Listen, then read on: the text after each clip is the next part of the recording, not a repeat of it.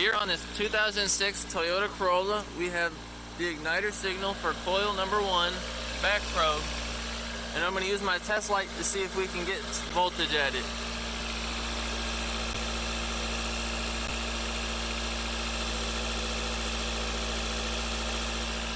As you can see, the light was flashing dimly, so we've got voltage there as the coil ignites. Now we're going to be checking the gap on the spark plug. The specifications that we're looking for is about 40 thousandths, and as you can see, it stops right about 40 thousandths. Now we're going to take the resistance of our spark plug. Whenever we connect it, we get about 4.9 kilo ohms of resistance. Alright, now we have an inductive clamp hooked up to spark plug wire number 2. It's going to be reading the magnetism in the wire so we don't have to probe it at all. So now we're going to turn the engine on, and then we're going to be looking at the picoscope to see what the graph looks like. Now that we've gotten our reading on our picoscope, we can see that it looks like it's upside down. So if we go up to channel B and we go to the probe setting right here, we can come down here and change it to an inverted secondary ignition probe instead of a positive one. And then we're going to invert this and press OK. And now we're going to try again and see how it looks. Now that we've switched the polarity on our picoscope so that our probe is reading, the readings look a lot better, and we can stop it now here, and I'm going to have Patrick turn off the car. So now if we go in, we can zoom in right here, and we can see that this right here is our dwell time.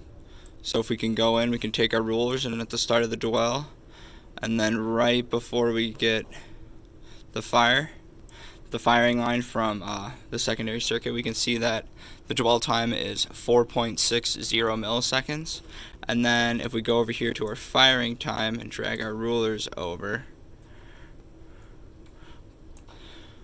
we can see that our firing time is 1.676 milliseconds. And we can see that it's almost, the dwell time is about 3 times longer. So now we are going to pull out one of the new spark plugs that we changed on Monday, and we're going to put in the old spark plugs, but try to play with the gap and see what happens if we, smash it into the counter and get that gap super close.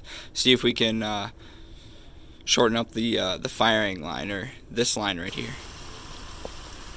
So we bent one of the spark plugs to a 0.08 thousandths of an inch, so 8 thousandths of an inch, and that's double what it's supposed to be, and we've pretty much doubled our firing line here, so we can see that it's reading about 10.29 kilovolts. And now we're going to smash the spark plug the other way and see if we can get it to read really small, like somewhere within like 2 or 3 kilovolts.